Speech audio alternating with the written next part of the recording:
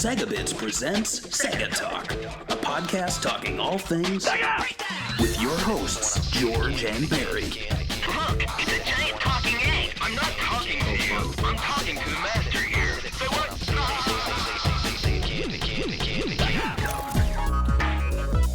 Hello and welcome to another, this time special episode of SEGA Talk. This is episode number 32. This time we're talking about a fantastic video game called Phantasy Online.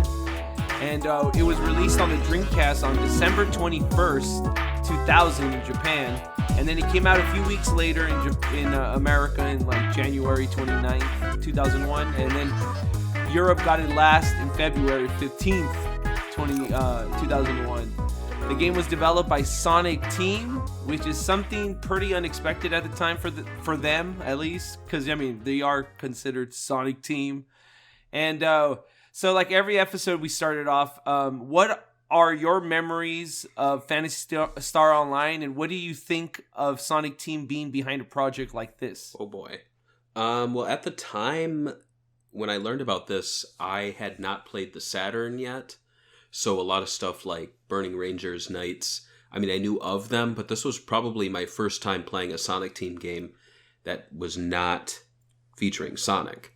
And, I mean, hearing about it, it wasn't so much that I didn't think they could pull it off. It just seemed incredibly weird to me to see Sonic Team working on this. I was like, is it going to have physics? Is it going to, what is this? I knew what Phantasy Star was. I couldn't really wrap my head around what this game was.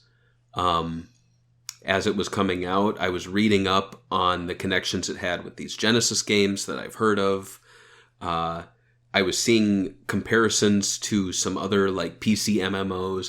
I was hearing some people who were like, "Oh yeah, it's just like Diablo, or it's just like, EverQuest. It's not that exciting. It's just on the." Do you remember that the snobs, the PC snobs?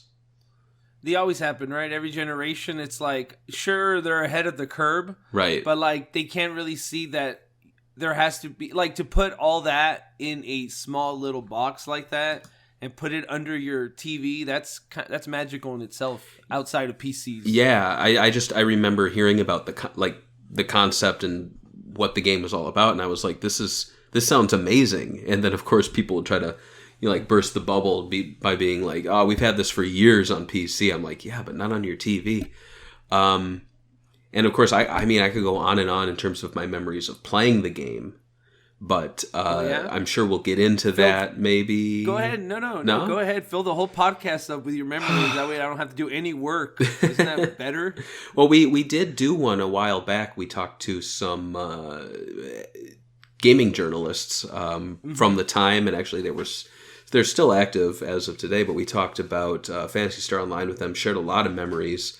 That was a great time. I'll have to look up the details on that so I can tell people. It was a Swinging Report show. I think it might have been number 50. I don't want to be but I know it was a Dreamcast special, so... Yeah, we did too. We did a Dreamcast special, and then we brought some people back. So number 71 was actually... and it was with Susan Arndt and James Mielke. So... Actually, I think neither one of them were returning. Was Francesca Reyes on with us? I don't recall. We did one with her on it, I remember. But they were the people that were covering Phantasy Star Online when they came out on the Dreamcast and for this official Sega Dreamcast magazine. So it's an interesting podcast if you want to hear more. Absolutely. Phantasy Star Online. Yeah, so that's number 50 and number 71 you can check out. Why don't you share some of your memories, and then I'll share some of mine. So I was surprised that they were going to do an online game. I've had friends, like you said, those PC snobs, right? They already knew about online games. But to me, it was kind of unique that a team of Sega was trying to do this thing that PC games were doing. I did know Diablo, and that's how kind of I sold the game to a lot of people that I grew up with. I was like, imagine Diablo, but with 3D graphics and in an anime setting. And they understood the whole concept of the game. To me, the first time I played this game was probably I think where everybody else played it, especially Sonic fans, was the Sonic Adventure. Was it Sonic Adventure? No, wait. It came with the Sonic Adventure 2 demo, right? So you had to buy the game to play the Sonic 2 demo. Or Sonic Adventure 2 demo. Is that what it was? Yes. Sonic Adventure 2 demo. The trial. Yeah. I remember a lot of people that I knew bought it just to play the trial, which was City Escape, I think. The one with in the end, it's the diesel trailer trying to hit you. So that was pretty impressive. Just that demo alone was pretty impressive for Dreamcast. And then this game was incredible. Like, if you had online a lot, which I didn't, I played it a lot offline, but I did play online. Thank the Lord, because it's like, it is really an online game. Like, the name is not lying to you. Can you play it offline and have fun and like just have it playing while you're listening to something? Sure. Right. And it worked like that. A lot of people did that. But online was where you made the memories, in my opinion, with this game. Absolutely. Yeah. You want to go? Go on. Oh. I was just going to say when I was trying to get it for free because, like with, what was it? You needed to pay for the ISP, but to play it online for free was initially, no problem. It wasn't until I think version 2 that you had to pay. I could be wrong. That's correct. Yeah. That's correct. So I was using, and I don't remember what they're called, but they've been around for years since, but the name itself implied that you were getting free internet. And it was like Net Zero. Net Zero, that's right. And then later they were like, well, it's called Net Zero because we have zero downtime. It's always working. And it's like, that's not what zero meant. Zero meant no money. No. But I would use Net Zero, and then I think I needed to use like ISPs or like something. And so I was like stealing people's like phone numbers so that I could like log in for free. It was shady stuff. I'm sure it was breaking the law. And they gave you like a certain amount of minutes with like an ad. That's right. Yeah. Yeah. Yeah, it was weird stuff. But I was so happy when PSO version 2 came out because, yeah, sure, I was paying, but like it worked all the time. I didn't have to deal with all that skeevy stuff. As far as playing itself, I joined a group called LPSO, Legit Fantasy Star Online, which was like a no cheaters group. This was when cheating was real rampant. There'd be people who were like, hey, do you want unlimited Meseta? There you go. Hey, do you want all the nice items? There you go. Oh, I remember this. Like, I used to have stories about, like, you just drop into a random, like, game sometimes. You're like, well, I'll just go into this one. Yeah. And then there'd be, like, a player, and they'd be like, hey, dude, check this out. And you just drop a bunch of items. And you're like, should I take the items? Yeah. It's like they're just dropping rare items everywhere. It was crazy. Yeah, and I recall, the group itself was kind of strict, not super strict, but if they saw you, like, clearly hacking the game, they would kick you out of the group or not play with you anymore. In my case, a friend of mine from grade school and we were playing together, and we would just, we knew people who would give us these things, and we'd use them sparingly. So we wouldn't flaunt that we had money. We wouldn't flaunt that I had like a spread needle with like that. Ooh. I had a spread needle that was electric, so it would paralyze. And it probably had like a 25% success rate of paralyzing. But when you consider it goes 1, 2, 3, 4, 5, 6, 7, 8, 9, that's like 9 chances of a 25%, so it was like 100 basically. Yeah. And that thing, I love it. I still have it, but there was a big crackdown going on. I remember accounts were being apparently, like this is like early days on the internet. So one person goes, oh, Sega's cracking down, and everyone panics. And so we were like, of course, dude, we got to delete this stuff that we were given. So what we did was we did like one night where we just went out and used all our cool items that we were given, and then we dropped them and logged off and lost them. And it wasn't like a huge loss. And looking back, it was we probably wouldn't have gotten in trouble, but it was just, it was a fun. It was a Wild West. It was a Wild West. Games. Yeah, for sure. It's like, I don't think people online know, but like in Phantasy Star Online, you would save your data offline, so you could hack the save file and then just put whatever you wanted. I guess I don't know how it worked. I was I was a good boy when I played it. Me I too. didn't cheat or anything. I grinded. I had probably the worst weapons of all time, but like I enjoyed the grind of the game. But that's crazy that you were part of a guild. Like I didn't even join a guild. I didn't have online that much. I only played online when I went to like my cousin's house who had more ISP, or like you said, you would cheat Net Zero. Yeah. Or I think there was another one they would give out in Target that had like not Target, but Kmart. They're not even popular anymore. But like they used to have like a blue like light like bulb. So like I would find all these ISPs that would just give free internet to use on my Dreamcast so I could play online. I would do something like that. It was naughty. That was a strat. Yeah, I'm sure there's a lot of people right now listening to this. They grew up with a Dreamcast. They're like, yep, I know exactly what you guys did. I did the same thing. I'm sure there's a lot of gamers out there. But, it's interesting. The game itself is pretty small when you look at it. But because there were so many people there, it felt much larger. And it was strange because logging in, it was so comforting. Like I'm thinking back, like turning on, like, you have a hard day at grade school. You come home, turn on your Dreamcast, and you press start, go through, dunk, dunk, dunk, dunk, dunk, dunk, dunk, dunk, and it makes those sounds. You log in and you're there. And it's just like, it's so warm and inviting, it's like climbing into a comfy couch with a warm blanket. It's just like you're back in a very comfortable place that you're going to have some fun. and yeah, my cousin, I remember my cousin, like his mom, I remember one time we like stayed up all night playing online, and like he woke up super late and he was older than me. So his mom's like, I think he was like 16, 17 at the time. And she's like, you haven't found a job, giving him a bunch of grief for that. And he's like, Mom, I was playing this game online. Like, the content never ends. I remember he thought, like, it was so large that you would never be able to end the game. Because it kind of felt that way, leveling up to 100. Yeah. And later on, they expanded it to 200. It just felt like an impossible task to reach sometimes. Especially when you started early on and started grinding, right? Yeah, and how far did you make it?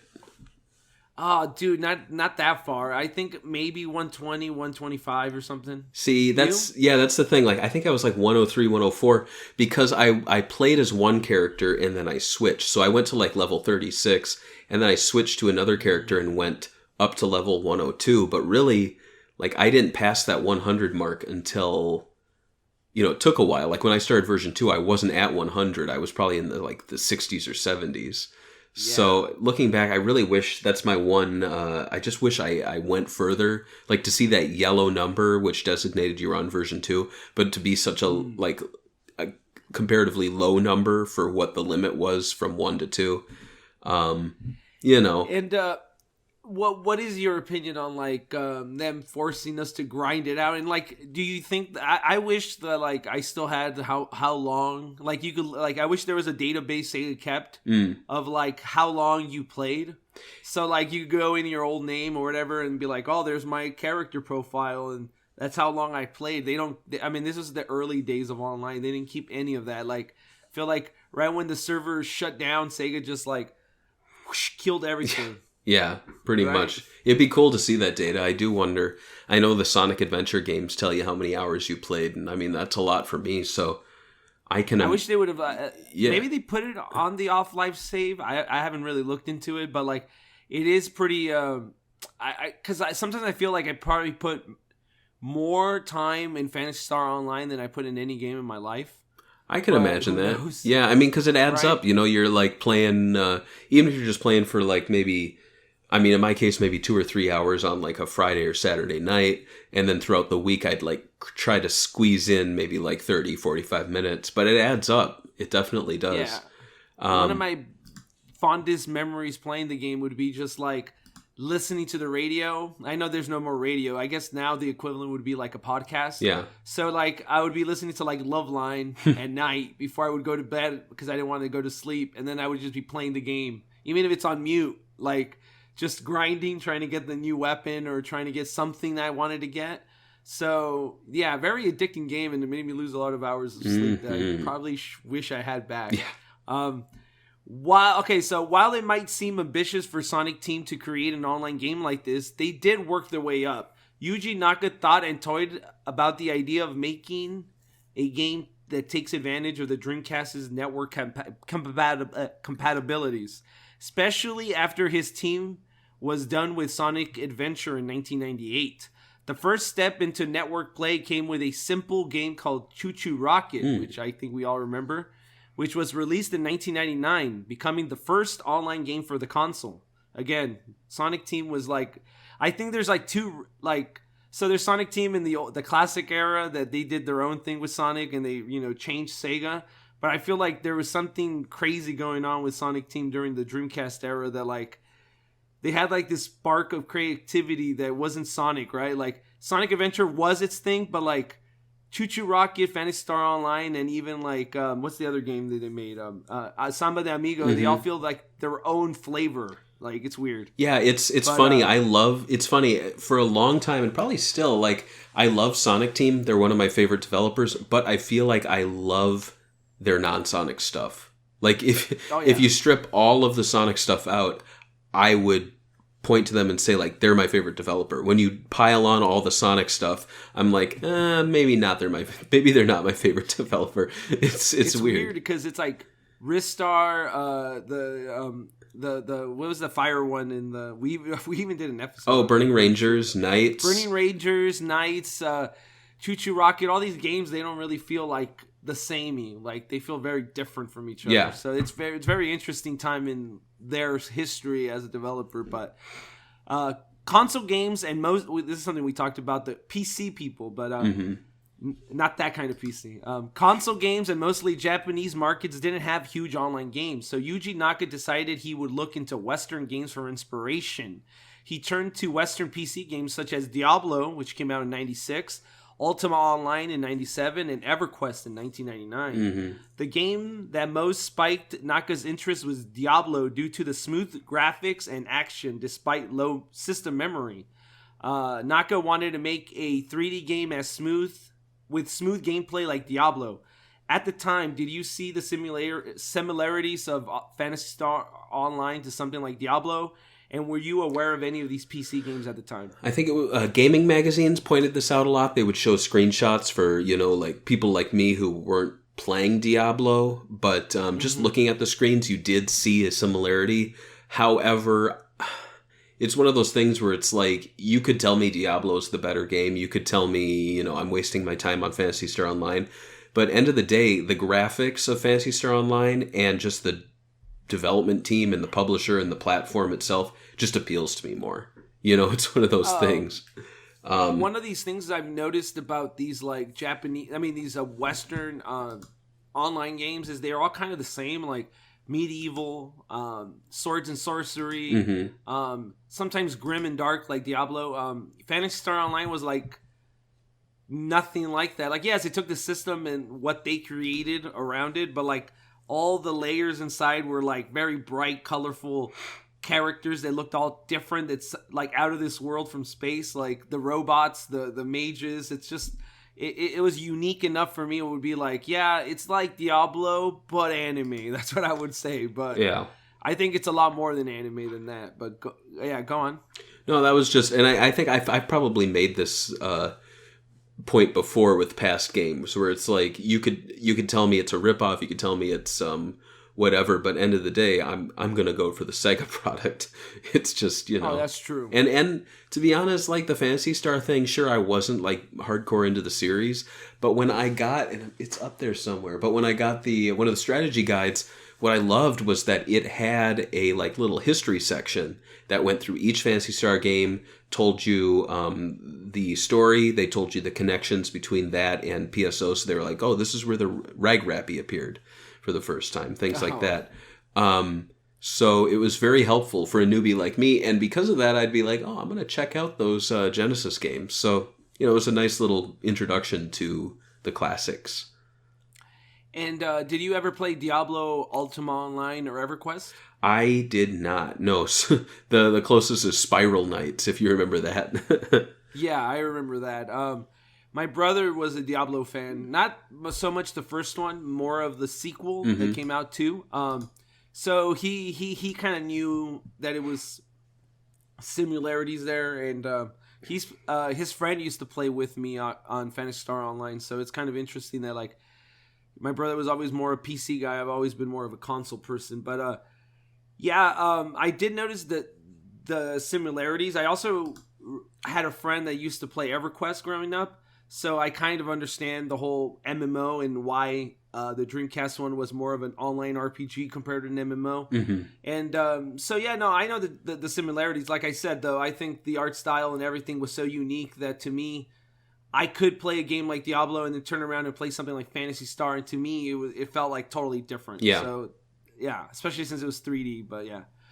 One of the ideas that Yuji Naka threw out of the table was making Phantasy Star Online an MMO-like EverQuest. But he decided not to because he didn't want him and his team to work for years constantly updating the game because they didn't think it would have that long of a lifespan. Yeah. Even though he said this, they went on to obviously update it, which we'll talk about in different versions of the game. And but for now, do you think Yuji Naka was wrong about not making Phantasy Star Online a online RPG instead of something going like full MMO? So you're meaning like hundreds of people or dozens of people? Or like instead of you going into a lobby, it would be like the game was a lobby, like the whole world's connected, kind of like I guess WoW would be like you drop into a town and there's hundreds of people walking around. Instead, they kind of made like smaller lobbies with 16 people or something. Yeah, I mean, I understand I understand why they did it. It never bothered me. I mean, maybe kind of like Shenmue, the magazines kind of probably promoted it more than what it actually was in the end. Like, you can follow people home in Shenmue and look through their closets. Like, obviously, I'm not, but And I think it's also like the idea of making a commitment that we are going to support this game for X amount of time. Yeah. So instead they were like, this is like Diablo. We release it. Maybe you'll get an expansion. Yeah, the one thing I found really interesting though was, you mentioned how PSO's set up where you are in the lobby and then you go into the game itself and then you're all ready. The fact that, despite that structure existing, there's very little hand-holding. Like, it's all up to you to do this process and to talk to people and to say, like, hey, do you want to be on my team? All right, let's all go here. All right, are you guys ready? No, I'm going to the shop. Okay, all right, we're all in the transporter. Are you ready? No, wait, I'm coming. Oh, we're going to go without you. Haha. Yeah. I thought it was really cool that they put that much trust in the players to kind of get their game going on their own, to the point where, it's just like second nature. You're like talking to people and you all know the drill. It's not any problem. And I really like that. It's something I haven't really thought of. The fact that, the game, despite being very structured and whittled down with these little teams, like at the very least, they gave you a lot of freedom to get yourself into the adventure, Oh, yes. Yeah. Yes. And I don't think the Dreamcast could have handled hundreds of people. No. I think there's a reason that they made it into blocks. So to me, going massive, I think that at the time, it would have been pretty smart for Yuji Naka and the team to like make a commitment to updating the game, right? Like, we'll do updates and have some sort of like, I don't know. Like, if they were going to charge, they should have charged from the get-go and made it like a supported game. Like, we'll fix the glitches, we'll fix the hackers, we'll come up with new ideas or whatever after the game came out. But instead, they kind of closed it off. I think they didn't know it was going to be popular or if Sega would even give them the money to support it long-term. So I understand it's hard, but it would have been cool to have a Dreamcast game that was constantly updated. That would have been very futuristic, like maybe even too futuristic. I know it's common nowadays that we have Minecraft, and, Fortnite that gets updated for decades, but yeah, that back then this was not a thing. No. So before we get into the gameplay, races, and classes of Phantasy Star Online, let's talk about the game's story. So the game did have a story. If you didn't, I don't know if you remember this. Yeah. Faced with an immediate destruction of their homeworld, a large-scale evacuation plan known as Pioneer Project has been established to find a new home planet. Unmanned probes sent into deep space discover habitable planet dubbed Ragul. Is that how you say it? And Ragul. Its first interstellar transport ship, Pioneer 1, was sent to establish a colony After confirming Ragol was suitable, the initial colonists began preparing the planet, starting with construction of the central dome. 7 years later, Pioneer 2 completed its long voyage with a main wave of refugees aboard, but just as they entered orbit and opened communications link with the central dome, an enormous explosion occurred. All contact with the men and women of Pioneer 1 was lost. And that's how you start off episode 1. So that's basically your story. I guess you're a hunter that has to do missions in this, I guess, story of a lost Pioneer 1 ship, right? Is that what you're trying to find in the first one? Yeah, it's a little confusing if you just skip through it, but basically you know, everything you see, like your ship and everything has already been there, and you're the second ship. So yes, that's right. Yeah, and so that's where I believe Red Ring Rico comes into play. Mm-hmm. I'll be honest though, like we would kind of joke. So when I was playing the game, I'd stop and like read the little things to follow the story, and like people I'd play with and my friend, they'd like kind of give me shit for it. They'd be like, "What are you doing?" I'm reading. I'm like, "I'm following the story so I can figure out what's going on." They're like, "Come on, we're going," and I'm like, yeah, I had the same thing. I had the same thing with my friends. They always thought I was kind of like a nerd about that. Like, I always try to look up any little scrap of info. I'd be like reading the weapons. But I don't know. Like when I was younger, that's how I was. I remember like watching all the briefings of the Metal Gear Solid, which is out dozens of hours of just audio. Mm-hmm. I don't know. It's just something I used to do. But yeah, same thing here. But then I'd troll my friends, and I'd be like, I'd go to the other extreme then, so I'd be like in the shop and I'm like, "Guys, come here." And they're like, "What?" And I'm like, "Come here." And they're like, "Where are you?" I'm back in the, you know, in the town, in the shop. "Come here." And they're like, "What?" And I'm like, "Look at this guy." And I'm just like looking at the shopkeeper, and they're like, "What about him?" I'm like, "Look at him." And they'd be like, "Why'd you call us over here to look at him?" And I'm like, "Have you ever just stopped and looked at this guy?" No, everybody just... And then I'm like, "Oh, the principal's calling us." So we go to the principal, and they're like, "What do you want, sir? We'll be better in class. We're sorry. We're sorry we acted up." It kind of did feel like that, even though it wasn't a school. But I don't know, like it was what, a Hunters Guild or... Yeah, but they called the guy the principal. Yes, they did. Exactly. That's why when I was a kid, I was like, "A principal? Are we all in right." school? Yeah. But yeah. So, I mean, there obviously was a story like you mentioned, but like, I think a lot of the fun in it too was like, not so much role playing like people do now on like Twitter, but more just like goofing around and like making up things and being like, "Oh yeah, we're in high school and this is our principal," you know? So one of my friends was really liked playing the girl just so you get free weapons, which worked, I guess. I mean, you have no dignity, but it works. I mean, you get free weapons, but yeah. So let's talk about the art style of the game, which is, I think, one of my favorite things about the game. One of the most dramatic things about Phantasy Star Online is, in my opinion, was the characters each had its own unique looks. Some being cyborg, others being more like elf creatures with big hats. The new style used really unique color templates, and the new anime style had its own vibe compared to the past Phantasy Star RPGs, which sort of had like an anime style from the late 80s and 90s. Yeah. So Sonic Team had, at the time, a young artist named Satoshi Sakai, who basically now still works at Phantasy Star, who started his career working on games on Sega Saturn like Iron Storm and the Panzer Dragoon titles.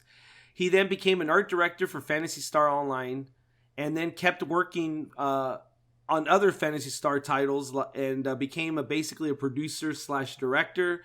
And he's actually working on Phantasy Star Online 2, and he kind of leads the team. He's the negotiator of the Phantasy Star team.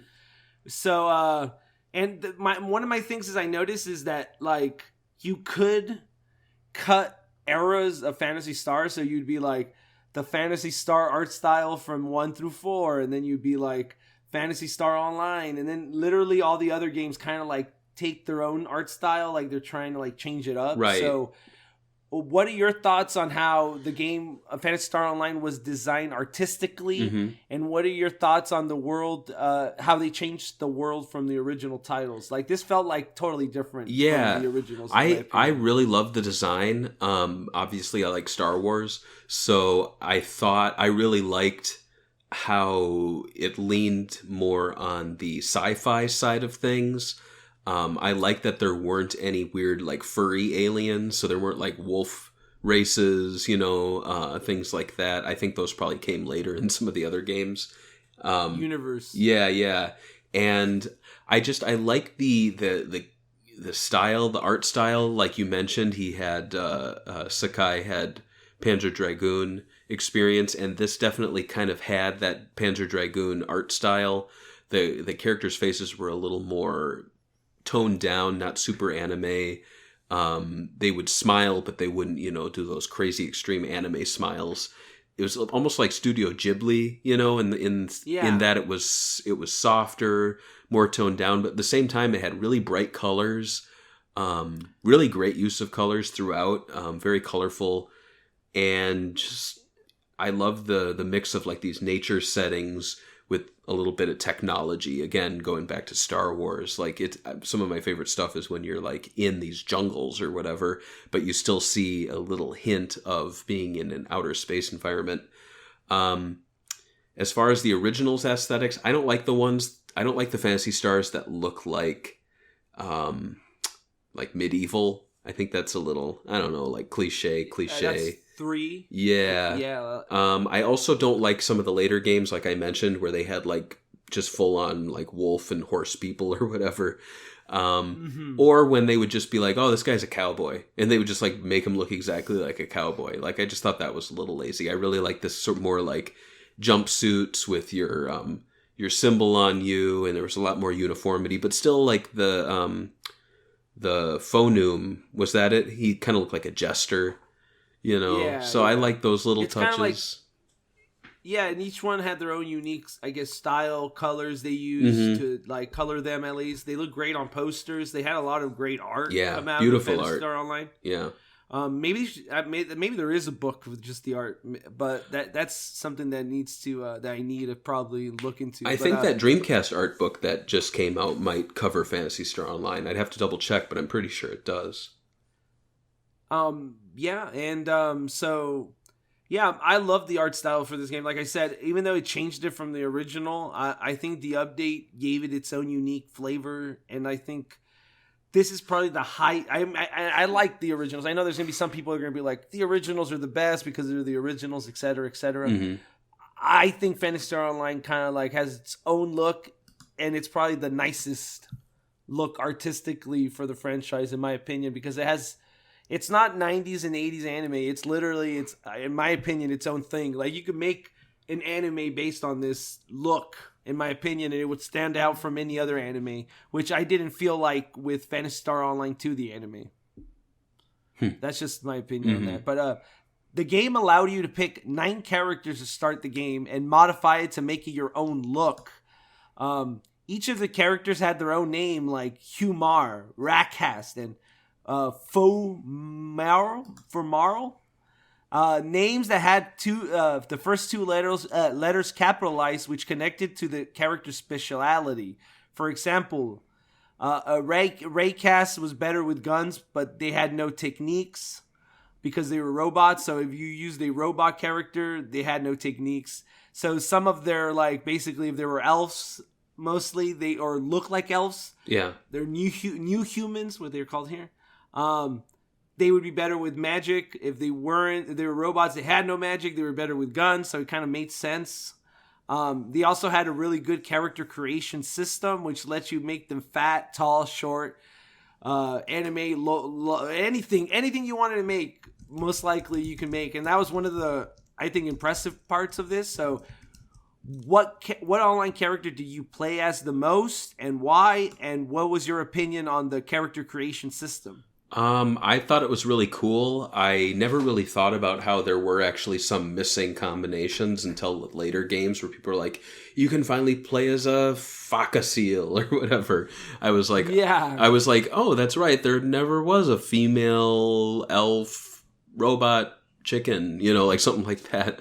But I never understood, like, I tried playing as the robots. I never understood them, and I never understood people who played as them, because I was like, you are shutting yourself off to so many abilities, and you have to rely solely on items. Like, screw that. No way. I can't imagine not doing the heal and revive and the portal, unless they could do the portal. Like, how did they get back? No, they couldn't, right? They'd have to use telepipes. Yeah, most likely. Jeez. Yeah, I never played as a robot, so I'm with you. The same thing. Just, I needed to. I like magic. Yeah, it's just for healing. It's such a large part of the game that I feel like you're just removing all of that. I don't know if that's hard mode or simple mode. You know what I mean? Like, you're cutting yourself off from having to do a lot more, but at the same time, so it makes it difficult. I played as a human hunter. Primarily, a lot of people played that. Yeah, and then I also played as a female. Man, what are they called? The elf girls. With the magic? No, not with magic. The other one. Mm. Oh, I'm kicking myself because like Hoonawhirl. Oh. Yeah. And I played. I just can't remember the character's name. Obviously, the Human Hunter, which everybody played. I feel like everybody played it because playing with guns in this game was a little confusing sometimes, and you had to get more used to it and like work on your spacing with enemies. Mm-hmm. And you always have to know where you're at and like set the camera correctly when you're shooting. Yeah. And I felt like it was a lot easier to just like they're in front of you. Just smack them with the lightsaber, dude.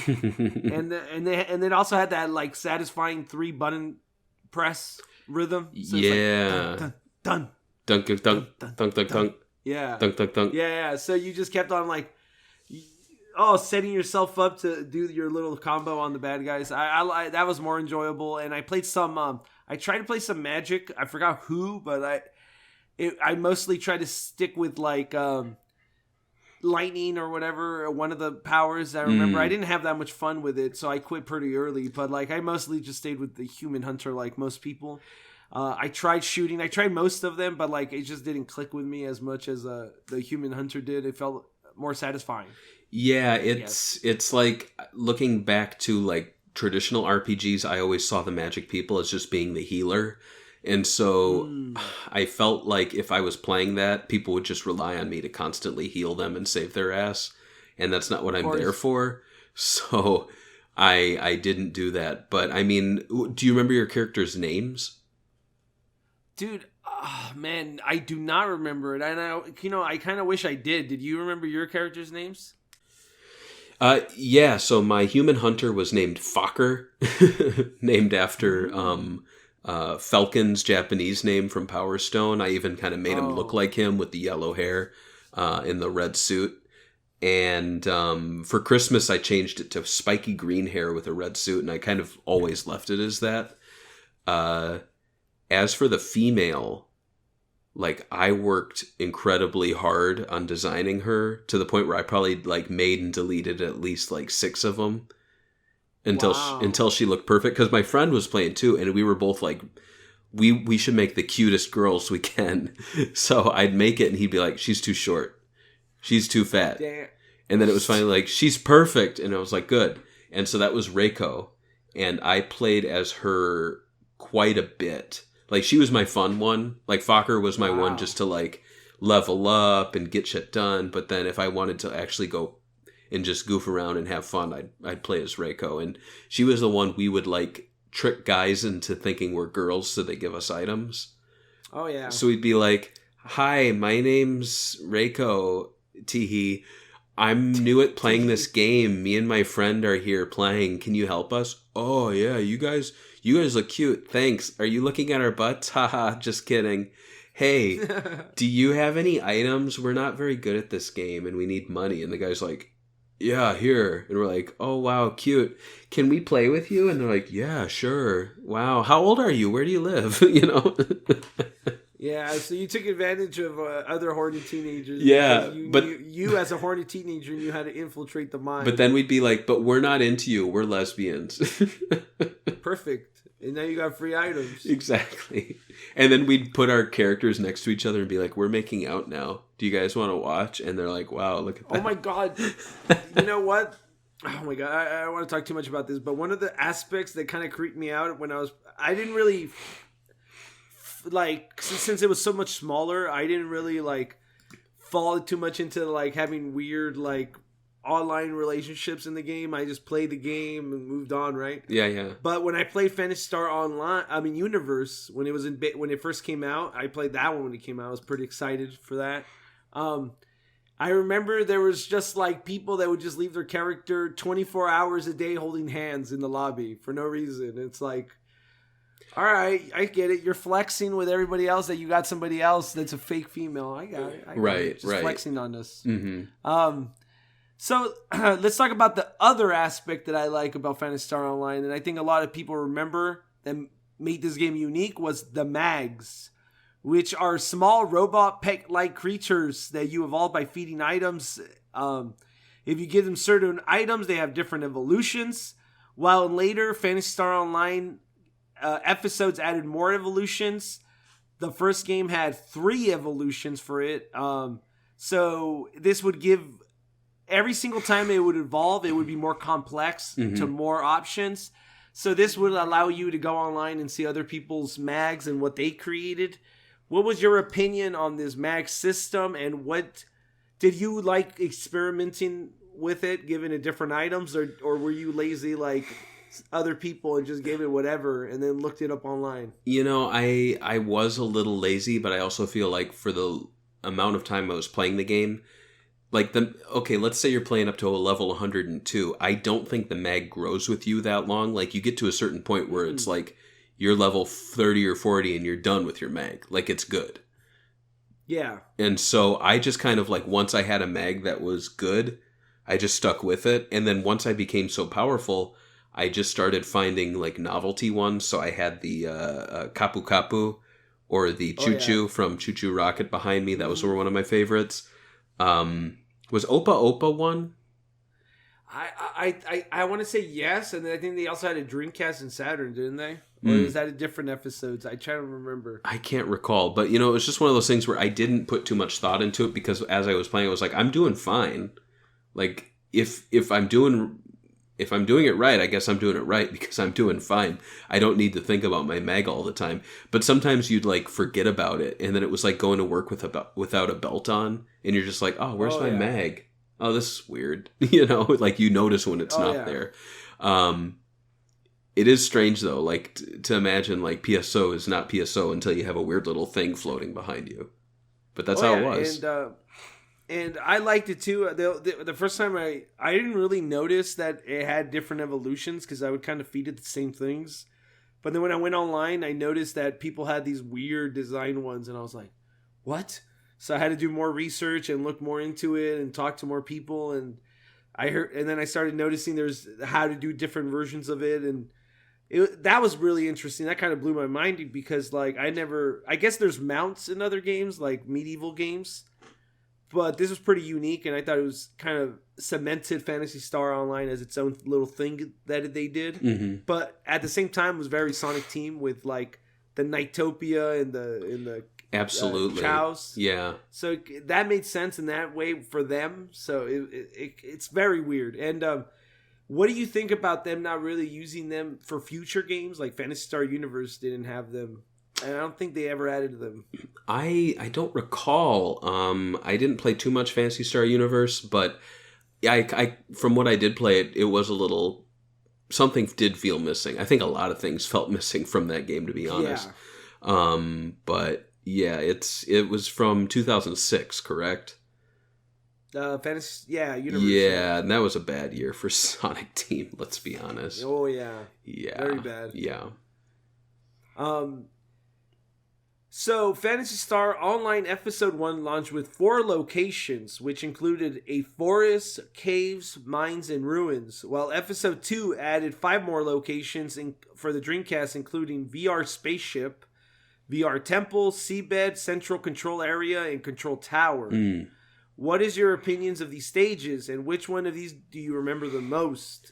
And I think if I started off for me, I think everybody's most popular one would probably be the forest because everybody starts a character off there, and every time you start with somebody new, you had to play the forest level, and then you had to go to which the forest led to like some tower with the dragon boss that was literally on every single advertisement for this game. Mm-hmm. So yeah, that's really iconic, obviously. Yeah, absolutely. So what about you? Of course, the forest, like being the Green Hill Zone of Phantasy Star Online. It's just like everyone's seen it so much. I really love the transition to when it's raining. And I also love how when you play episode 2, they change it up and it's sunset. I think that looks so beautiful. And it's just such an easy way to change the location and make it feel completely fresh. Like for all the times I played episode 1 to go into episode 2 and replay those stages, I think Forest is the only one really out of all of them that looks the most different in episode 2 with the little environmental change like that. Mm-hmm. Though I will say Ruins is probably very cool. Like it's probably my favorite out of the 4 just because I didn't see it as often. And when I did see it, I just thought it was such a cool location. My least favorite, though, would probably be the mines. Yeah. Like, I hated playing the mines. We were just like, let's get this over with. We would just like blast through it. And I really wish I saw the versus mode locations more. They had amazing music. If you remember, there was one that was like a track that was just like a mashup of all these classic Phantasy Star tunes. And that was player versus player, but you could only play it online. So that's not something you ever experience offline, except for I think you can play it offline on the GameCube if you have friends. Maybe. Yeah. So... while Phantasy Star Online also had shops, guilds, weapons, armor, shields, and tons of collectibles, one of the biggest things people remember about the game is playing online, of course, the game's name. In the game, you would dial in, join lobbies, which the game called ships. Mm-hmm. On the Dreamcast, the game had a total of 32 ships. Each ship was designed for a country. When the game was going, there were 12 Japanese ships, 4 US ships, 5 European ships. On the PC, they only had 12 ships compared to the Dreamcast's total of 32. Mm-hmm. So the Dreamcast was way bigger than the PC version. Once you picked a ship to play on, which had its own name, you would join a block which had 15 designated lobbies.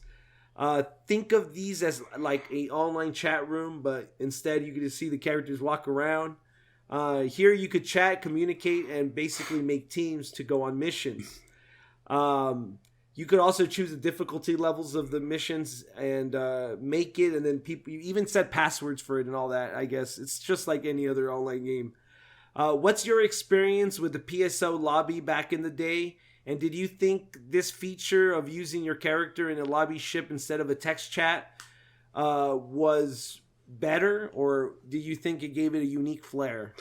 I liked it. I thought it was a lot of fun. There was no fear of you like losing items or people attacking you. Not like verbally, but like people, like, I don't know, blue screen of deathing you. I recall that was the safe spot. It was when people were like, hey, let me lure you down to the city, that you were like, why, wait, do you want to play with me so badly? Do you want to rob me? Lobby soccer too was a lot of fun. I remember wasting a lot of time with that.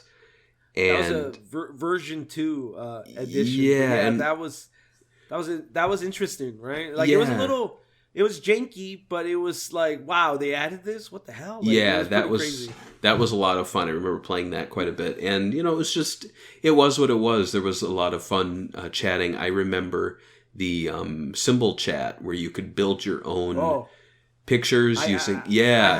I have a section for that. But yeah, for sure, that was a big part of the online lobby chats, right? Those things just popped up crazy. Yeah, and the better, like, you had to work real hard to make some great looking ones so people would go, oh wow, that looks like a Dreamcast, or oh, that looks like boobs, like the boob ones, oh my god, everybody had penis and boobs, right? Absolutely. And there wasn't that much moderating, was there? I don't recall. Mm-mm.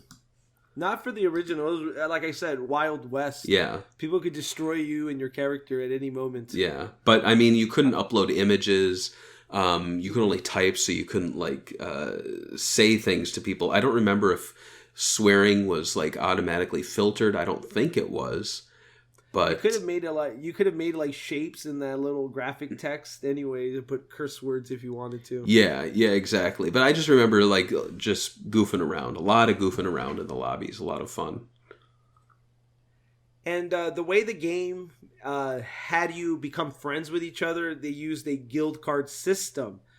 So basically, the guild card will have your name, your ID, and 3 optional lines of text.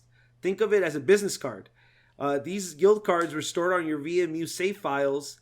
Exchanging cards allowed you to directly message each other, even on any ship, block, or lobby, and it would also let you find a player anywhere, basically.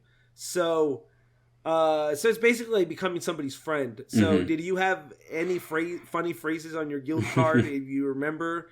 And did you have that many guild cards in your list of people? I had a decent amount. I feel like I deleted the file some time ago, which is kind of sad, but I was just clearing up space. That's what I was just thinking. I'm like, how many guild cards do you think I have? I don't remember, and I was like, I deleted that save file from that long. Yeah, ago, I wish I didn't. Looking back, it would be fun to just to dig in and see who's in there. But it was probably like simple stuff. It would be like, oh, this one's from Lion, this one's from Memo. And probably. Yeah, and in being in LPSO, one of the things was on your guild card you had to say you were in LPSO. So I think it was a lot of like advertising for that, like join us, join LPSO, yeah. I'm a member. So it was more like that, nothing funny. But you know, it was what it was. I thought it was cool. Yeah. I remember I would make little stupid phrases on there. I don't remember any of them, but I remember they were stupid. I mean, I was young, so like probably like booby expector or something stupid like that. But yeah, these guild cards were basically friends. I think it's weird that like Sonic Team tried to take stuff like a friends list and they're like guild cards. What? It's like a business card. It's so Japanese, right? Yeah. It's like, oh yeah, they're like business cards. That's how we're gonna do them. All right. It's really just, friends. But another unique feature that Sonic Team added to the game was symbol chat feature that allowed you to have saved pop-up graphical text chat that you could make. That had like a little own editor. It had its own little editor. You could have different color options, symbols, even noises when the little text came up. And basically, this was a very popular thing for a lot of online gamers to play with. And people had their own unique ones that they would always pop up. Some of them were funny. Some of them were kind of dumb. Some of them were rude. Yeah. This was made so people could talk to each other without knowing the same language. So they had like little faces on it or symbols. Yeah. Kind of like stop signs. So this was because the game was worldwide and you would have to talk to Japanese players. So if you had faces and little symbols, it would be easier for each of you guys to know what you guys were saying. So what is your opinion on the PSO symbol chat? And did you sink a lot of hours into it? And what is your favorite, chat symbol that you created? Like I said, I did sink a lot of time into it. There were different ones. I'd make ones that looked like the Dreamcast itself. With the little VMU icon that they had, and then I'd make a little system out of the square and the little shapes there. I would make Sonic characters, so I'd have one of Sonic, I'd have one of SBO. He was really easy to make. And then I'd have ones of like little pictures of my character's face. My character had kind of one of those like ninja face covers and then spiky hair. And so I would use, you remember you could couple them with sound effects, so I'd do like the Yahoo! And so like if we cleared a room, I'd do the little picture chat of my character like looking really happy with his hands in the air. And then there would be ones if I was in trouble, I'd have a bunch of guns pointed at my head and it would make that grumbly sound and be like, row, row, row, like help me. Yeah. And then like there would be ones with the whistle. Remember the whistle? Yeah. And so I'd do that and it would be like someone blowing a whistle and like putting their hand up like enough. You know, like if people were just like being shits or they were like doing unsportsmanlike stuff, you go like, and you'd blow the whistle on them and just be like, you're done. You know? The only one I remember from back then would be like, I had one that was like a Pinocchio one. Like it was like a Pinocchio face and it had like, it was all red and it had a bunch of like angry things. Yeah. Because my cousin would like be like consistently lying when I would play with him on there. So like, every time he would he was all into chatting, right? So he would be typing. He had the keyboard and everything. Yeah. So he would be chatting away with people and having mid conversations while we were doing runs, lying. So I had just a little Pinocchio face that I would come up every time he would lie with just one button, just. That's funny. But yeah. So I had fun with the little symbol chat. It was really unique, and it kind of reminds me of something that Nintendo has been making for the Wii, where they're trying to make, creative chat options. It kind of reminds me of that, but before Nintendo was even into the internet. Right. Sonic Team was there before them. Yeah. Well, most of what we talked about was the original Phantasy Star Online release. In 2001, Sonic Team would deliver Phantasy Star Online version 2, which is now dubbed by many fans as Episode 2. This version was released in 2001 on the Sega Dreamcast. People consider version 2 almost identical to the original, which I don't really agree with. I think they added enough stuff to make it worth it, in my opinion. Yeah. They added the ultimate difficulty mode, which increased your level cap to 200, which blew my mind at the time. And then you got a new multiplayer-focused challenge mode and battle modes, and some new single-player quests. They also added Go-Go Ball to online lobbies 11 through 15, and a dressing room mode, which allowed you to modify your character for 10,000. Right. Was it Mesita? This version also added 5 new areas that we talked about before, which more than doubled the number of locations. One pet peeve older PSO players had with version 2 was the need to pay $5 a month fee for a hunter's license in North America and Japan. In North America, it was required to buy 3-month blocks of service, while Europe had no monthly fee. Yeah. Did you remember Sega charging for version 2? Did you support the monthly bill? And were you outraged? I wasn't so much outraged. It was just kind of annoying. I'm like, wait, so you weren't charging me before, but now you are? Are you guys doing all right financially? Can you not support this game? And what am I getting out of it? This was before digital games were really a thing. This is before paying, at least in my realm of paying for something that you don't physically get. So I'm like, I already paid for the game. It made no sense to me. But then again, SegaNet was out, and I was like, do I need to... I don't recall, you didn't have to pay for SegaNet and this, right?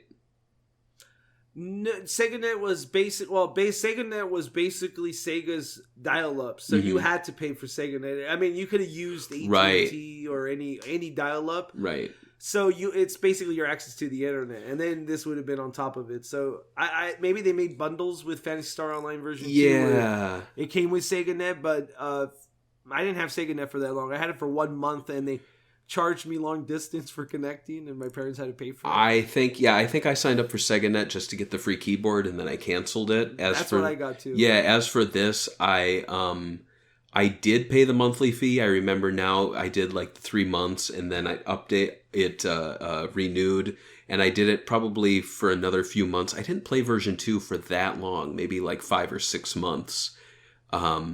But, it was one of those things where, when my friends stopped playing it, I stopped playing it, and then college was not really coming up, but I, moved, so I was, it was a little different. I don't know. My thing was, my house only had one phone when I was playing this game, so, I couldn't be on taking up the phone line, because not everybody had... this is before cell phones were popular. Yeah.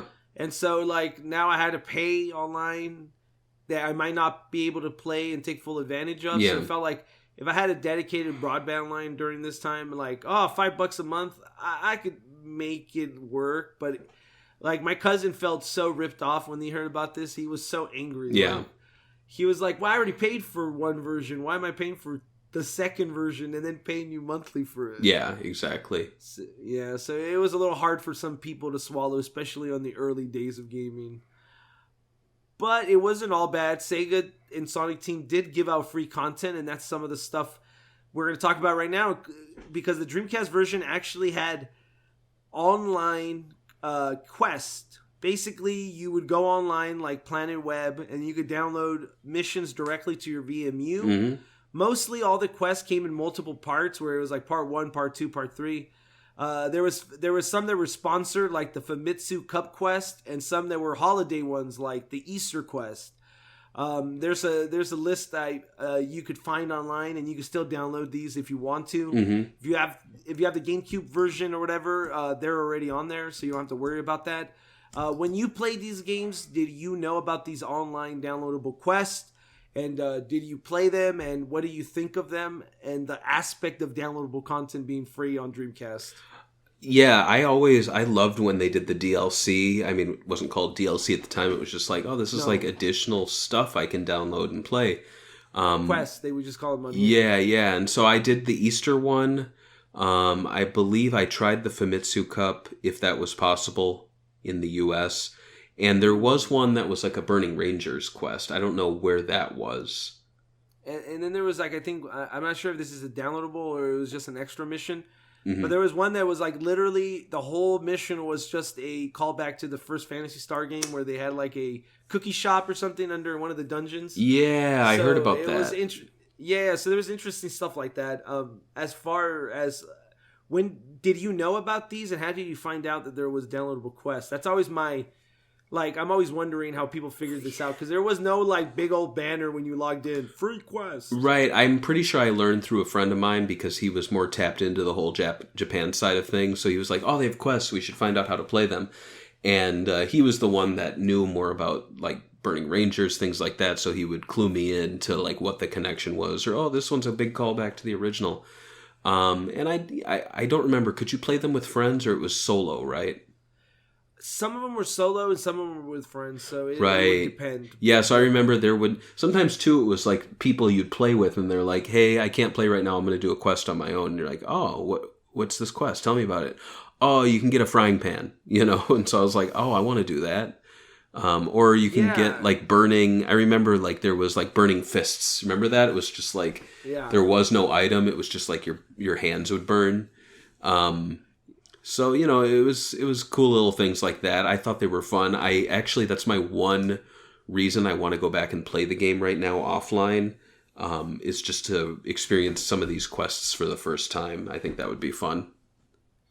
Yeah, I found this out when I was playing, like, I just got really obsessed with the Dreamcast Online and stuff, so, like, I would go online and I would, like... When I found out that you could download saves directly at any state, like, I want to be at this level. Mm-hmm. All right, I go to search for the save. That changed my mind on the Dreamcast and, like, just opened up the door for me to do a bunch of crazy things that I, like, oh, I want to do this. Oh, and then I found out about the songs for Samba de Amigo and the Sonic Adventure DLC and then this DLC. So that was crazy to me. That blew my mind as a kid. I was like, what, you get free content?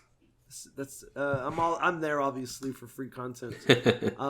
Sadly, the Sega Dreamcast would announce that it was no longer competing in the console market, so Sega decided to port Phantasy Star Online on the GameCube. According to Sonic Team, it was because it was similar architecture to the Dreamcast and it had an online modem that was sold separately, not like the Dreamcast. Mm-hmm. According to reports, Sonic Team put together a PSO demo for GameCube within a month. This new version of PSO, Episode 1 and 2, would bring all the previous content on the Dreamcast, including the DLC, and add split-screen mode, updated graphics, and better interfaces. Yuji Naka went on record calling this the true sequel to the first game. The game awarded PSO players stuff like GBA versions of Puyo Pop and Nights into Dreams if you connected your GBA to your Dreamcast. Remember that link cable that the GBA had that nobody used? Yeah. The GameCube version of 1 and 2 was so popular it sold over 100,000 units in 1 month in Japan when it came out in October. Just like version 2, 1 and 2 required a monthly subscription. Then Sonic Team would release a plus version with more content on GameCube. The game was the primary reason people used the GameCube broadband, dial-up, and even keyboard controller. Because, like, that was the only game you could really play online on the GameCube, let's be honest. Yeah. What's your opinion on Sonic Team being more ahead of the curve when it comes to online than Nintendo? And did you ever play the game on GameCube? And what are your opinions on the split-screen mode and the other, I guess, improvements of it? I mean, Sega and Sonic Team have always been ahead of the curve, I think, when it comes to hardware. Well, I guess Sega in general, because I mean, I remember when Dreamcast came out, of course, the online was just amazing. And then when PS2 and GameCube and Xbox were coming out, I just assumed they would be just as hardcore into making a ton of online games. And it wasn't until later that I was like, I owned these consoles and I was like, should I connect to the internet? Like, what is there to play? And I'd look into it and I'm like, there are only Sega games and they're ports of games I already played. Or there's like one game, that's really worth playing. Yeah. It's really pathetic, to be quite honest. Like, it was like, one Final Fantasy game on the PlayStation 2 was really the only thing worth playing. And even then it wasn't that great. Well, I mean, some people would say it's a great game. I haven't played the Final Fantasy MMO game, but yeah, no, I agree with you 100%. Like, yeah, it's not surprising to me that Sega was trying to push online on Nintendo, and Nintendo didn't budge. Yeah. It's also, the split screen is so cool in my opinion, but like, I remember playing it years ago. I remember being like, okay, I'm gonna play it offline with my brother, and we'll play split screen. There was something that the game did, I forgot what, that really made me mad, where like, I think you can't have two separate files.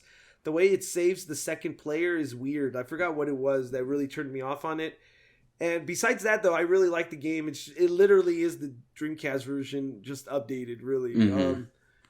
And I think it's, but I never played it online. I never paid for the online fee. I kind of took a break with the Dreamcast. Like when it died, I didn't just go and buy another console. Yeah. I kind of stayed playing Dreamcast stuff and like same here. Going online, looking at homebrew, looking up people's opinions, getting more into the Sega community. Mm-hmm. Instead of just going straight into buying a GameCube, I didn't do that. So it's cool that Nintendo fans got this, and I know a lot of people that became Phantasy Star fans because of the GameCube version, so that's a good thing. Absolutely. In 2003, Sega announced Phantasy Star Online Episode 3 Card Revolution. To everyone's surprise, it was a turn-based strategy card game. According to Sonic Team, after years of developing Phantasy Star Online, they thought players wanted a break from the formula, so they tried to excite new players with this new change. If you played Episode 3, you'd be able to chat with Episode 1 and 2 online players, but not join their game, because you don't have the game, right? It's technically a different game. Yeah. So, it is weird. I didn't know that because I didn't play Episode 3 that much. This is, again, when I kind of gave up on the whole buying consoles and stuff. Right. But I knew it was a card game, but I did not know it had online features where you could chat with the GameCube versions of the other game. Yeah. So, to me, that's a little weird, and that's pretty cool. What is your opinion? Do you remember Episode 2, 3, and what was your reactions? Did you play it, or do you think this was an overall mistake for the series? I didn't play it, but I remember reading about it, and I was like, what the hell is going on? Like, I was a little more savvy about video games by that point, and I was noticing a trend where, like, you'd have an ongoing series, and all of a sudden they were like, it's card-based. Like, I think Kingdom Hearts might have done that for one of their games, or, like, they drastically changed up how you would play, and I'm just like, what is going on? Like, this must be a trend in Japan. It was just the strangest thing. And the fact that you can chat with people is kind of pathetic. Like, imagine LARPing in the woods, and then one guy walks up carrying his magic cards, and he's like, hey, I'm into what you're doing, and I'm basically doing what you're doing, but I can't play. I can talk to you, though. And it's like, go away. What are you doing? You're the card guy. We're LARPing. Go away. Like, I thought we were pathetic, and you're the guy coming out here with magic cards in the middle of the woods just to talk with us? Go away. What are we talking about? You're not going to play with us? What a weird... It's weird. Did you play the game? What, LARPing or magic cards? No, Episode 3. No, I didn't. But from what I read about it, I didn't like the sound of it. I should go back and check my library of games, though, because I swear I own one of the... I might own the Xbox one. I don't think I own the GameCube one, but I've been always meaning to get it. And to be honest, I kind of just want to buy up all the PSOs for different systems just to see what they're like. Yeah, and as for the card game, I think it's a mistake making it its own game. I think it should have maybe like been a pack. Remember when they did Plus? Maybe they should have done like 3, maybe add one new map for, the MMO or the online RPG. put episode 1 and 2, so it's like one consecutive game. And episode 3 is just an online mode, kind of like how they added soccer. Yeah. So if you're in a lobby, you could go into like a card deck and you could play cards.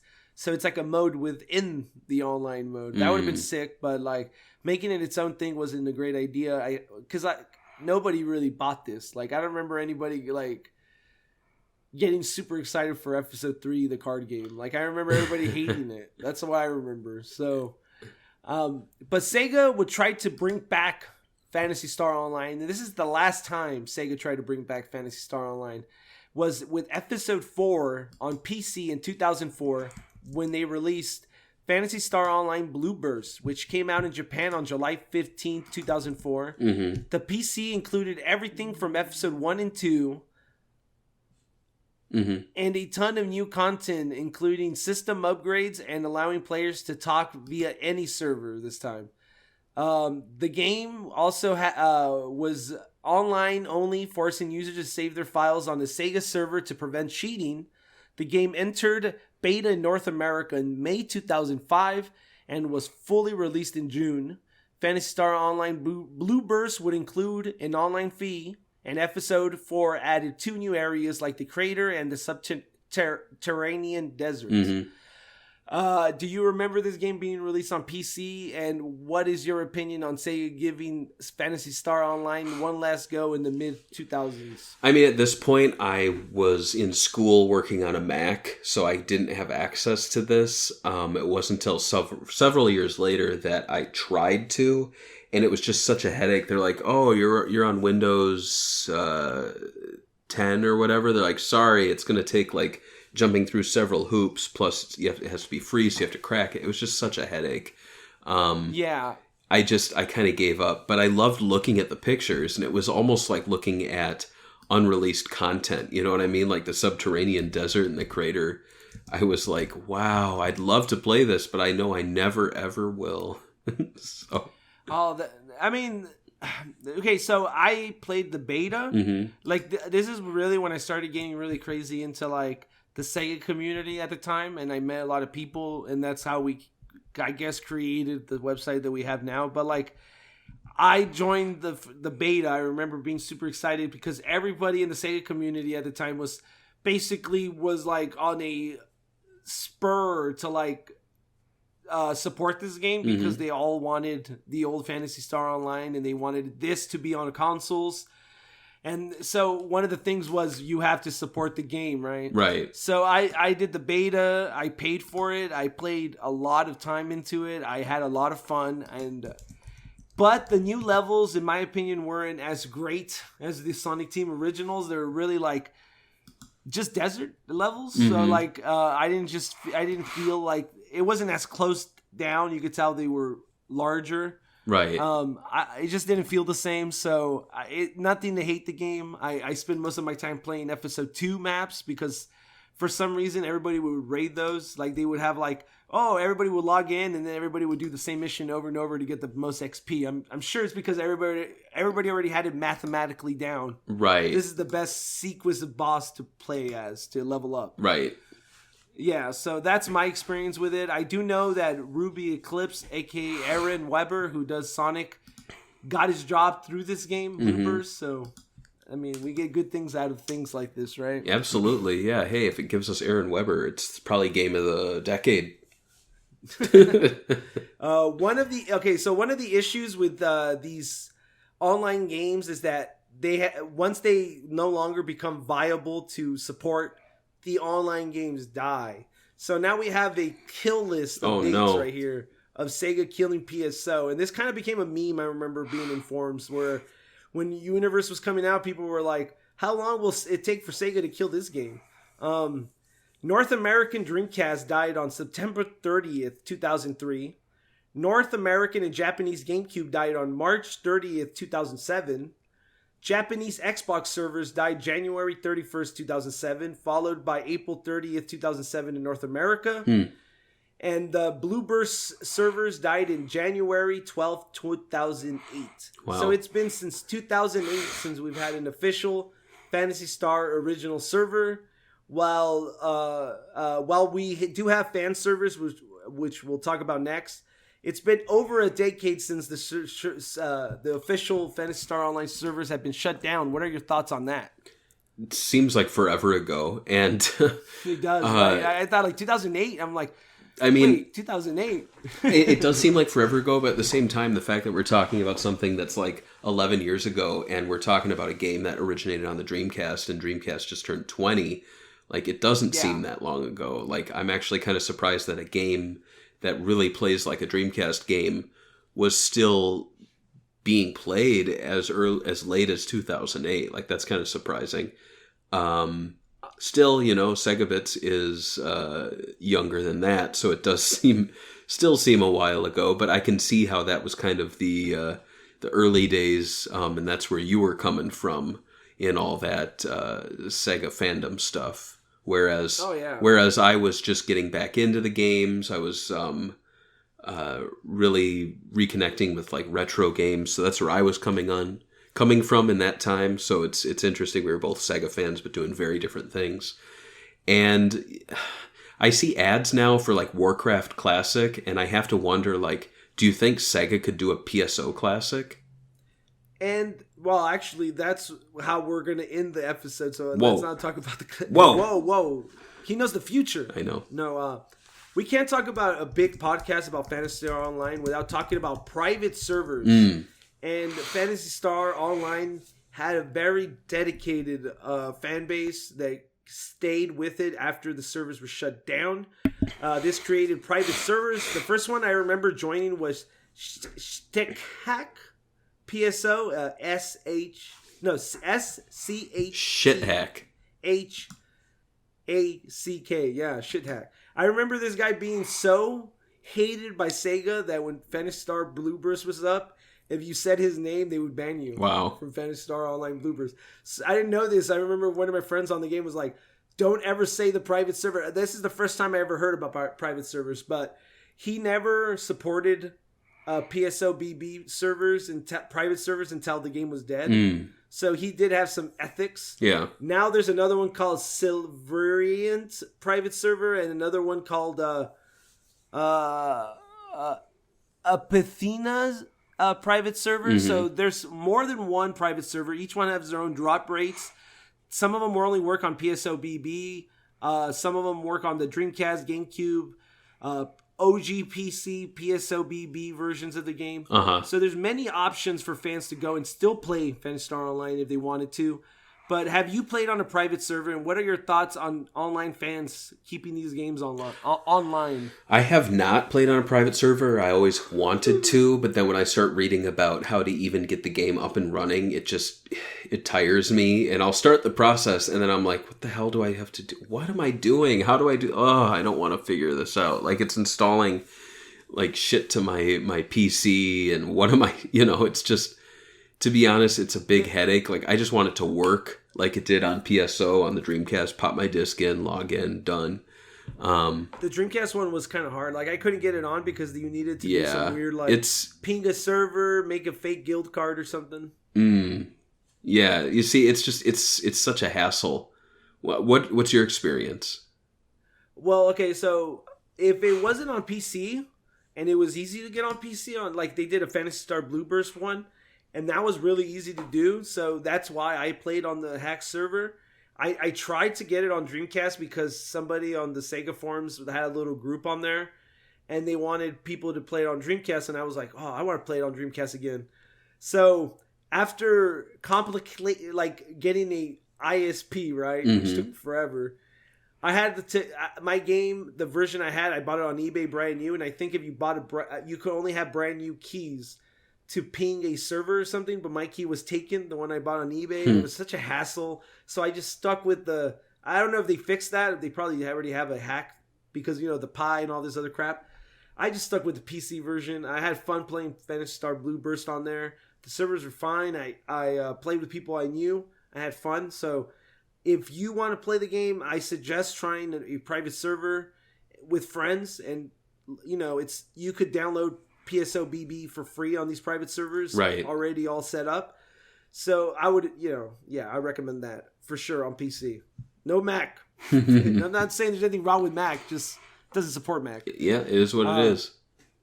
Much how Sonic Team changed the original Phantasy Star games with Phantasy Star Online, it seemed that Sonic Team would try to reformulate the games with new ideas and art styles.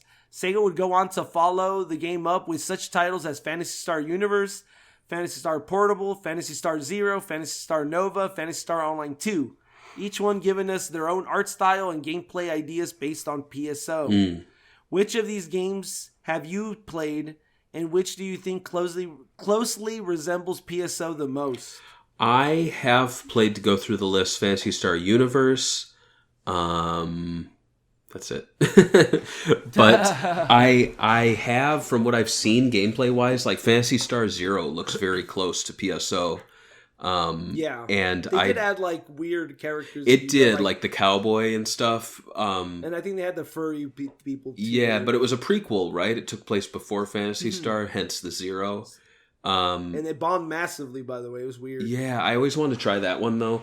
Phantasy Star Online 2, I swear I've played it. I don't know when or where, but it must have been like downloading the Japanese one. But I was just confused, lost, and I did not get far at all.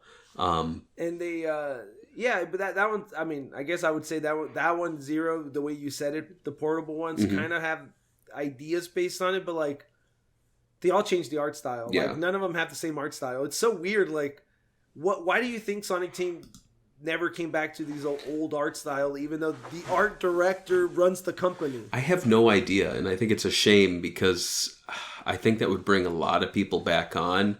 We talk about this too with the Shining Force games. Like, it's just such a pretty unique, iconic art style, and obviously, you know, like that artist, even if he's not working on it anymore, you can emulate it. We've seen that perfectly with Sonic Mania. It's an art style that we haven't seen for years in the Sonic series, and it's back both in the cinematics and in the pixel art style. I mean, it is something that people really latch onto. Same with Shenmue, you know, like Shenmue 3 actually does look a lot like the originals, you know, despite being higher polygons and everything. Like, I think they really did nail the look of the characters and what made it, you know, visually appealing to a lot of people. So I think it's just too late now for PSO. I think they're so deep into PSO2 that the only way to do it is if PSO2 does really well in the West and they start talking about PSO3, they might do a throwback and have it more be in line with PSO. I don't know. I remember PSO2, like, I think it was because they've had like 5 episodes in PSO2. I remember one of them was just they literally just brought back areas from Phantasy Star Online 1. I remember everybody posting them and going, "Yep, this game is great now." It's like, yep, it's all you need sometimes with the old fans, right? Just give them the forest. And then right when they get the forest, they're like, "Yep, that's cool. I'm good. All right, everything I said about this game, never mind." Yeah. So to me, here's the thing. This is what you were talking about. Since Phantasy Star Online 2 is finally coming west, don't you think it would be easy to make a new version of the original Phantasy Star Online for current systems like the Nintendo Switch? Maybe adding some episode 5 or whatever, and maybe fixing some controllers to make it more modern. Do you think there's a market for a kind of a online multiplayer RPG dungeon crawler that doesn't have an online service fee? Yeah, I think there is a market for PSO Classic, like something like that. I just think the question is, like, what would be the right platform? Who has the resources to handle it? But then you start looking at how it would be stepping on the toes of PSO2. Like, honestly, I think PC would be the best choice, but then why not just focus on PSO2 then? Switch would be cool, like, as a Sega Ages title, but I think it's just too big. Too large. Yeah, it's just too big a game for Sega Ages. Yeah, I've noticed that M2 tries to, like, kind of, like, not do online stuff, like, it's hard. They're like, oh, okay, well, leaderboards. Yeah, that's about it. Exactly. So it's a tricky thing. I do think Sega should think about it and look into it. I don't know how Warcraft Classic is doing financially, but it's doing really well for what it is. Okay, well then yeah. I think it's money left on the table. I think they could definitely do something with this. It's just a question of, would this be something you do after PSO2, or is it something you fold into a PSO3 where you kind of satisfy both people? We didn't talk about this so much, but a big thing in the marketing for PSO1 was that you were going to play with people from all over the world. Remember, the ad said now you can cry help like a little girl in like 5 different languages or something like that. Yeah, and it was very pushing that worldwide release. And I remember the rollout. We would go on and play, and we were like, wow, Japanese people, cool, I've never talked to one before. And then we're like, yeah, and then in a few months we're going to see some Europeans, wow, Germans, and you know, people from Denmark. Like, this will be wild. And now it's like, when PSO2 was announced, I was like, cool, it's not on home console, which was the big driving force of PSO1, and it's not worldwide. Like, you stripping PSO of the 2 defining characteristics of that drove them to exist. Like, so much of the game was about the simple chat, the picture chat, finding ways for people to interact from different countries together and play. And I feel like PSO2 just became way too Japanese and way too PC, which just moved it away. And hopefully Coming West moves it back into the realm of what made the original PSO popular. That just, the problem is, will we be playing with Japanese players? I don't know. I don't think so. I don't think so either. I think it's going to be the Microsoft server. Yeah. And like Xbox. And we've heard no word about the European release, and I think a lot of that falls on Sega Europe and Xbox Europe, or whatever they call it. So I don't know what they would call it. Yeah, so it's going to be interesting. I'll be there to play it, probably on the PC end. I don't think I'm getting an Xbox, but they actually have a close. Okay, so like yesterday or 2 days ago, they launched a Phantasy Star Online 2 closed beta signups, but you have to have an Xbox One to play the closed beta, for what I read. Interesting. I signed up. I suggest you sign up too. Maybe you get it and I don't get it, and I could play it on some other. My brother has an Xbox One. I could borrow it from him, but I signed up for it. I think everybody that's watching this podcast should sign up for it. If you get it, at least you have a key. Maybe think about buying an Xbox One. You know what'd be dumb? If they just sell a bunch of Xbox Ones because of Phantasy Star Online 2. But yeah, I mean, that'd be weird. Once the the new Xbox comes out, maybe the one will drop in price or something. Yeah, I hope so. Yeah. And, I would love to see, obviously, a version now that we have stuff like cross-platform play now, where PS4 could play with Xbox, we could play with Switch. I think the true vision the Sonic team wanted to have could be complete. Like, can you imagine releasing a classic version on PS4, PC, Switch, Xbox One, and they all play together? That'd be insane. It's just that'd be crazy. Cause like a little game like Rocket League that costs $30 or online already has these features, and it's updated all the time. Like, it shouldn't be updated all the time, but you could have a Diablo game now and not cost you an arm and a leg like it did in the early 2000s. So absolutely, I hope it's something Sega's looking into. That would be awesome. And let's end the episode like we end every episode by talking about our Patreon's memories. Ooh. Go on, Barry. All right. Well, we've got a ton of them. No, we've got one for this week. So it's our good friend Bad Sonic, spelling Sonic with a 5, as you do. So he said regarding PSO was my first online hub MMO, and I love the style and the gameplay. Also, the option to play with 4 of my dudes. The story mode was great. I'm really looking forward to PSO2 release in the West. I hope the game is also playable in the EU, and I do too, and I'm looking forward to... Me too. Honestly, I'm really looking forward to PSO2 because I feel like I'm going to... I mean, I don't know how deep I'll get into it, but I really want to play with like all these people I've met online, like people like you and people in the community, and just like, I'm an adult now. It's different. It's going to be interesting. Yeah, it is different. You know? It'd be nice. I'm really excited to see like what they've improved for like clans and chatting and items. What items didn't make it? What items did make it? Because like in Phantasy Star Online 2, they're trying to say like everything's coming. I doubt it. We'll see. Right. Okay. Anything you want to add about Phantasy Star Online before we close the book? No, I mean, it's a fantastic game. I have so many memories about it. I think this is the first time really on Sega Talk that a lot of what we talked about comes from our personal experiences and not so much the gameplay as it is like the community and just bringing yourself into the game.